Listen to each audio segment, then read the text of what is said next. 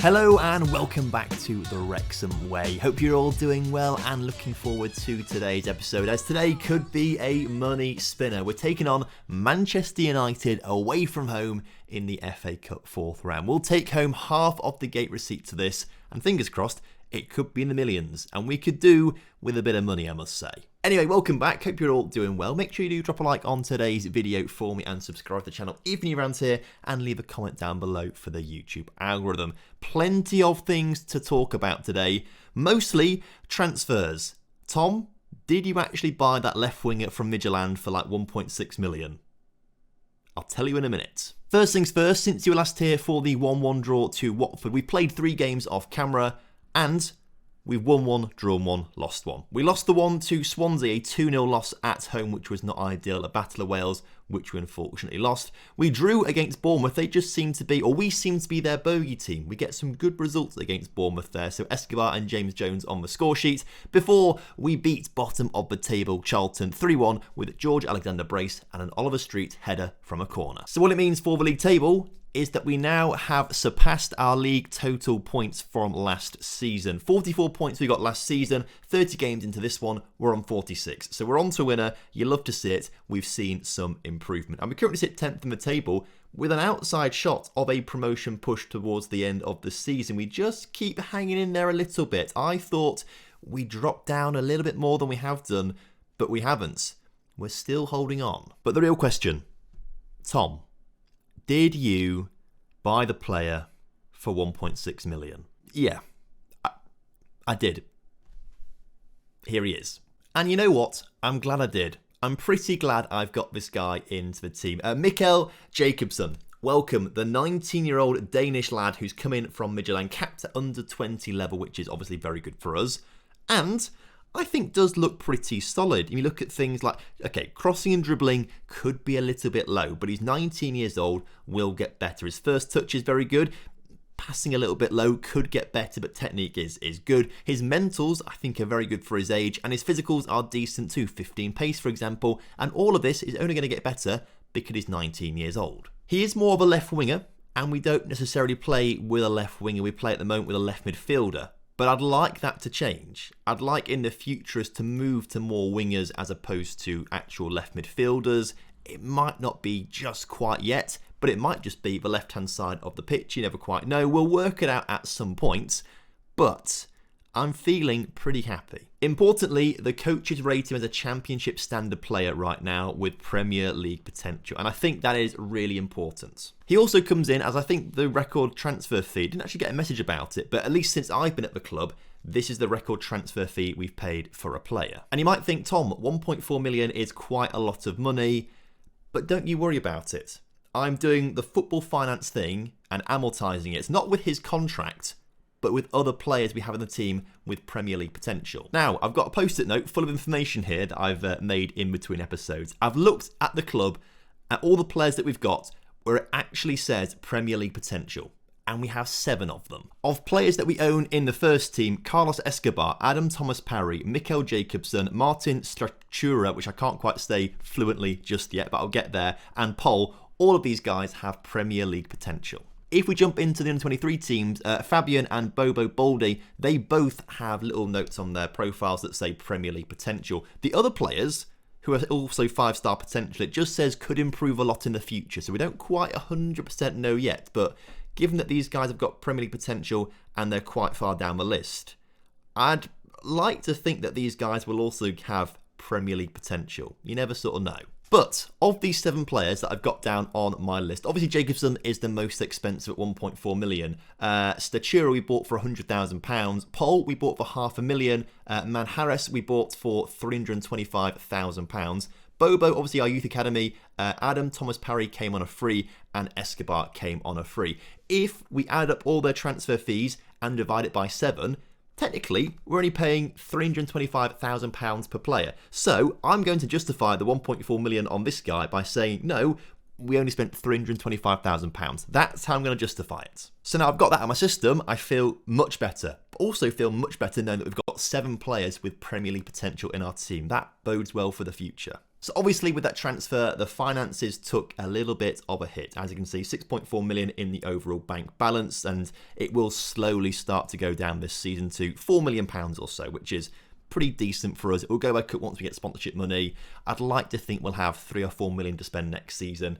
Fingers crossed. But we did actually make quite a bit of transfer profit, not from the players we sold in January, but also the players we've sold in the past. Cozier Dewberry, for example. Remember, we sold him to Burnley for a lot of money. Well, we get instalments every January in 2026 and 2027 of £1 million. So in January 2026, we got given £1 million for him, essentially. So that was pretty nice going. So that definitely helped out with the bank balance right now. And what's also going to help out is this game against Manchester United. Now, let's have a quick look. We've got 6.4 million in the bank account, and gate receipts are currently £836, not £836,000, just 836. So once we play this FA Cup game, we're going to come back in here and see how much money we made. But obviously, we need to play the game first, and this is the team that I think is probably best suited to play this game right now. Chris Johns stays in goal with a usual backline of Kazawa, Holm, who's back from an injury, Thomas Parry, and Poll. In the midfield, it's looking pretty usual as well at the moment too. Biro on the left wing. We've got McGlynn and Webster, both of whom have developed really well this season, to the point where I'd like to sign them permanently, but they are very expensive. So I'd like to maybe get them back next season on loan, definitely. And then, of course, on the right wing, we have Statura, our new guy in from Victoria Pleasant. Up top, Escobar and Alexander lead the line. Sadly, still injuries to Oliver Street and McParland. They're hopefully going to be back sooner rather than later, but we do miss them terribly. Interestingly, I thought they might put out a weekend lineup for this. No, Ole Gunnar Solskjaer, who's still in charge of Man United, has put out a pretty strong team. Rashford, Greenwood, they've got Pogba in there, they've got De Gea, Wan-Bissaka, other players that I don't really know. Brahim Diaz is a really good player, actually, to be fair, isn't he? Pedro Goncalves is a good player.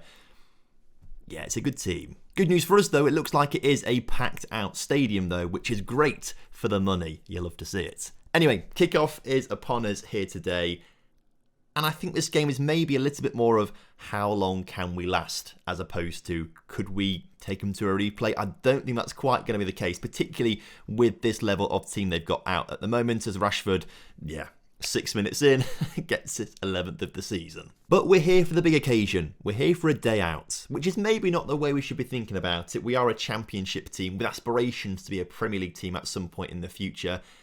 It would be a big day out if we were still in the National League, maybe.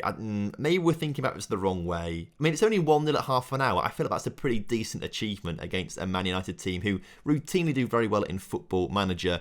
But will there be a second goal here? Potentially, because Poll just throws Rashford to the floor to win a penalty. Yeah, I think that was a pretty easy penalty to give away there. It's going to the VAR. I don't really feel like it needs to. I think we all saw Poll just throw him to the ground, and Rashford now has the chance to score from the spot, but Chris Johns is not too bad at saving penalties. Who's going to come out on top? Oh, Johns nearly did. Rashford, perfect penalty. You know what? I came into today's episode thinking that we might have a chance, actually. I mean, I tried to play it down for you guys, but I didn't want to big it up and say, oh, we might have a chance here. No, not at all. My theory was we do well against Bournemouth, and they're a pretty decent Premier League-esque team who just are a bit of a yo-yo team in the game at the moment. And in real life, I suppose, to an extent as well. I thought because we beat them, we might have a chance against United. It's not really looking that way, I'm afraid, at the moment. But luckily, I didn't say that at the start of the episode, and I can explain it away right now, so it's all alright. I mean, it would be nice for us to get a consolation goal or something like that. I mean, imagine Escobar scoring at Old Trafford. He could tell all his friends back in El Salvador about that. And I'd quite like that. It would give me a nice warm feeling inside. I mean, it's just a nice story about a kid from the streets of... I mean, I can't think of a city or town or place in El Salvador. What is the capital of El Salvador? Okay, Gina. What is the capital of El Salvador? San Salvador is the capital of El Salvador. There we go. He's just a kid from the streets of San Salvador looking to score at Old Trafford, and if he does, he'd be a hero. Sadly, we only had 2 shots off target in the first half, so it might not come true, sadly enough. But still, we are holding out right now at the start of this second half as Man United work the ball into the area, into Rashford. who gets his hat-trick. Look, I'm happy for Rashford. I think he's a great lad. It'd be very good for the England team and all that kind of good stuff. So if he can just score some goals against us to stat pad his way into the England team or something, like, I'm okay with it. Obviously, maybe, to an extent. As long as he doesn't get 4. I mean, 4 would be a little bit embarrassing, I think. As Pogba gets the ball in the area, into Thomas, into Pogba. At least he didn't score. I think it's probably time to make some changes. And in fact, we were enforced to make a change. Byra, who's actually one of the best players on the pitch for us right now, is forced off with an injury, which gives us a good chance to have a look at Mikkel Jacobsen, who's going to come on the left-hand side of the pitch. Let's also take Alexander off. I want to leave Escobar on. I want to leave him on to score some goals. So he'll play alongside Mullin. And then, no one's playing well at all. Kazawa is going to come off for Aaron Casey. So 3 changes there with half an hour to go. Not that I think they're going to make much of a difference in the game at all, but it's nice to give them the experience to play at Old Trafford. And of course, Casey is a Liverpool youth player on loan to us, isn't he? So hopefully he'll be fired up for this game because of the rivalry between Liverpool and Man United. He's actually on the ball right now, gets it into Pol, who's in a wide position, into Mullin. Mullin, one more to Escobar. The boy's done it! The boy has done it. You love to see it. I don't care we're going to lose this game. Escobar has got the goal. The kid from San Salvador puts it in the back of the net. The whole of El Salvador is screaming his name right now, and I couldn't be happier. I'm so delighted that he's got the goal. That's all I care about. That is all I care about. I don't care if we lose this game 10-1 now. Escobar's got his goal. We need to come up with a song for Escobar. I don't know why why do I like him so much? I don't know. I think it's because, was he the first Premier League potential player that we actually had in the team? That might be it, to be fair.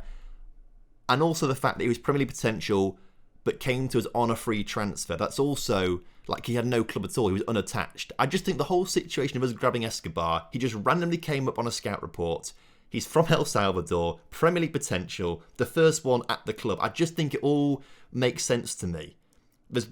He's going to be the player in this team who probably ends up being rubbish, but I really adore, and he stays in the team forever because of that. In the meantime, United have had several good attacks and still not put one in the back of a net. I mean, as it stands right now, we're winning the second half. We're winning the second half, I think. Are we? Maybe. When did Rashford score his third? I'm going to say it was the first half. I can't remember. There's been too many highlights. But I'm going to say it was the first half so I can say that we've won the second half, which isn't quite true if that was not the case, obviously. I mean, we've not won it now, have we? Because Martinelli... He's offside, I think, actually. I believe. Martinelli signed from Arsenal to Man United. I believe he's offside. Yeah. What? Okay, well, we're not winning the second half now, either way. They have at least scored 1 goal. That's... Also, I've just noticed that... where is he? Down here. Strakora. He's got like a green hairband. That's quite a nice little touch, isn't it? Bad day for Adam Thomas Parry and Statura as well. Even though he's got a green hairband on, he's got a 5.9 rating. Adam Thomas Parry on a 6, which is maybe understandable. But I think we came into this game expecting to lose big. I mean, I didn't. I told you, didn't I, that I thought we might have a chance. But I didn't say it, but then I said it, and now I look like an idiot. I'm just still buzzing off Escobar's goal. That's the main thing for me. I'm buzzing off Escobar's goal, and Jacobsen coming forward, just... Imagine if that had gone in. What a way to make a name for yourself at your new club, scoring in your 4th appearance for the club. He's played 3 games already, to be fair. But still, that would have been an amazing goal had it gone into the top corner there. Instead, it does finish Man United 5, Wrexham 1. But it was a big payday, a lovely day out, and the boy Escobar got the goal. So, what were we on before? About 6.5 million or so, and about £856 in, ticket receipts and stuff like that. Let's have a look now at 7.6 million in the bank. And we've made 1.4 million from gate receipts. So obviously we must have spent some money on doing some stuff for it not to go up quite by 1.4 million. But gate receipts, 1.4 million from that game. Wow. That is the transfer fee we paid for Jacobsen in 1 game back. I love the FA Cup. When we're in it, of course, not when we're knocked out of it. Anyway, after all that excitement, Byro, remember he got injured, didn't he? Out for 2 to 5 weeks with a pulled calf muscle. That's rather frustrating, but it does mean that Jacobson is going to get an extended period of time in the team. Next up, we have Huddersfield in the league in a couple of days' time. So actually what I'll do is rest these players first and foremost. But because Huddersfield are battling relegation, I'm hoping this is going to be a nice win for us. And so then for the game against Huddersfield, how much do we need to change the team? Quite a bit, because everyone's really tired. Okay, this is not great. Byro obviously injured. Off he comes for Jacobson, and then we'll get, I don't know. We've not really got much choice on the bench right now. Harry Lennon, by the way, asked to leave the club. I said yes. Rochdale put a bid in. I accepted the bid from Rochdale. He rejected Rochdale, and now he's fuming with me because I didn't sell him. So I'm actually in a big stalemate with Harry Lennon, and it's a shame, because Harry Lennon's been my favourite player maybe throughout this entire save, and he's ruined it. I can't stand the man. He's got absolutely no morals, and he just plays the blame game, and makes me sick. So Byro off the bench for Hayden, that's what we'll do. Obviously 3 injured players right now, and then we've got a whole lot of tired faces on there. Okay, so Kazar was fit, Thomas Parry needs a rest. So, Aaron Casey, on you come. We're going to have to leave Holm and Pole. Let's get Bryce Hosanna on instead, maybe. But then we've got tired faces in the midfield. I guess Statura will have to stay on the pitch. Webster will have to come off for James Jones. And I guess the other players will have to stay as they are, I think. Not quite ideal. Submit the team.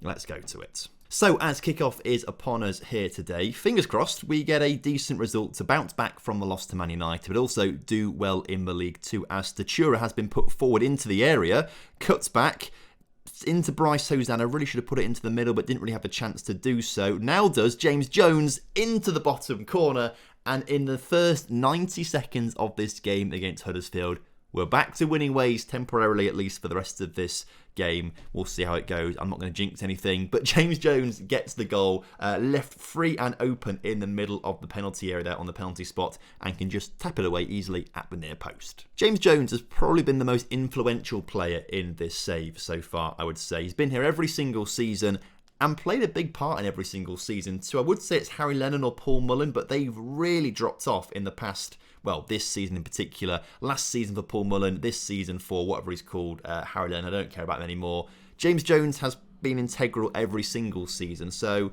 despite those other 2 players picking up the awards, it's James Jones who's still here as Huddersfield score a very offside goal. And no wonder he's captain today. I'm not sure he's actually set as captain. I think he's just captain because he's the next influential player in the starting lineup, maybe. I can't really fully remember, if I'm honest with you. I think he might actually be set to club captain, but that will change next season, because I don't think he'll start as many games next season. As to be fair, he has been replaced this season by the players on loan for the most part.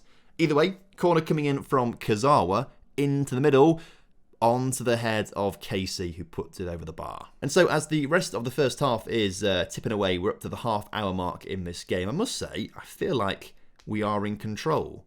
At least from what we've seen on the highlights. We've seen some good stuff in highlights for us. In terms of the actual match stats, it looks like Huddersfield are in control of possession and shots, but we've not really seen them do much on a highlight at all, whereas we have been dangerous as Statura picks up the loose ball into James Jones, back to Bryce Hosanna, who can make his way down the right flank. Can he get a ball into the middle? He can, looking for Escobar. McCarthy tips it just over Escobar's head, unfortunately. The ball into the middle is not collected well, and somehow Alexander puts that one wide of the mark.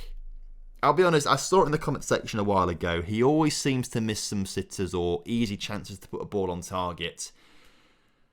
You're very right. Completely right. Next season, it depends on our budgets next season. But I'd like to think we focus on strikers and the goalkeeper and maybe try and get the midfielders back on loan again. That might be the way we do it next season, to try and make the most of our budget. But it depends who's available, depends what's happening. But I think the striker's probably the most important part. Although saying that, Escobar and Alexander and actually Mullen, they're all on 10 goals plus, which is not bad going, to be fair. So they are scoring, but we could do with someone a little more consistent at this level with a little bit more potential to match Escobar as well, who scores a goal, but Alexander, I think, was offside to receive the ball for the cross. You hate to see it. At the other end of the pitch, with an hour or so to go, Huddersfield don't win a penalty. Oh, okay, that's quite good. I thought they were going to win a penalty there. Don't score a goal anyway, as slide tackles go flying in all over the place. Please don't do that in a penalty area. It makes me very worried, as they luckily put it over the bar. I think they should be a little bit aggrieved there was no penalty there. But changes do need to be made. There's some very tired faces on the pitch. Let's bring Thomas Parry on for Holm and swap those two over for the left foot. Statura is very tired. We could... Yeah, let's do it. Move Bryce Hosanna there and then bring Pollon at right back. And then Jacobson and McGlynn are both tired. We haven't got a left midfielder at all. We've got Scalia, but he's rubbish. So we're going to bring on, I think, instead George Webster through the middle instead of McGlynn and leave Jacobson on the pitch. So fitness over player ratings there, because some players are playing a little poorly, I must say. But we need to keep the players fit for the business end of the season. Not a long time to go this season. And we need to... I mean, as things stand right now, I can't believe how tight it is. We're on 49, as are Ipswich, Stoke and West Brom. And Fulham are on 50 points. Peterborough on 53. It's so tight in the playoff battle. And I keep telling myself, we're not in it. We shouldn't be in it. And I don't want to think we're in it. But right now, as Alexander bears down on goal and does nothing with it, yeah, okay. He's not really got much... He's not really got a whole lot going for him in the Championship. Like, he has got 12 goals, so he knows what he's doing to an extent, but those are the sorts of situations we need a pacey striker to take advantage of, although we have scored a goal from it anyway. So, George Alexander, you're a hero. We love you. Escobar, I love you more. And I'm not going to make any sort of qualms about that. Escobar is hands down my favourite. I think it's also his name. I think the name Escobar is, like, obviously, the connotations to Pablo. I think that also plays a big part as to why I like him. I think, if anything, today's episode is all about Escobar, actually. It's all about Escobar, today's episode. I mean, the most important thing is we've won the game against Huddersfield. It keeps us in a strange playoff battle where Ipswich actually take control of it very late on in their game. Yeah, we lost in the cup, but Escobar scored in both games, and that's what matters to me. Anyway, next time on the Escobar Way, we'll come back at some point in March for the youth intake, which should be very exciting. I believe we've had the youth intake preview, and we have done. This season, actually not looking as good as it has done in recent years. The goalkeeper's looking great, and it still says excellent youth intake up here, but we're seeing D's and E's across the board, so maybe not many 5-star players this time around, but we've been treated very kindly in previous seasons, so I guess we are overdue a bit of a dud. Anyway, thank you very much for watching today's episode of The Escobar Way. I will see you guys tomorrow, and until then, have a lovely evening. Make sure you drop a like on the video, subscribe to the channel, and leave a comment down below if you're new around here, which is the wrong part, because that's meant to be the subscribe bit. I'm tired. It's late. I need to sleep. See you tomorrow. Goodbye.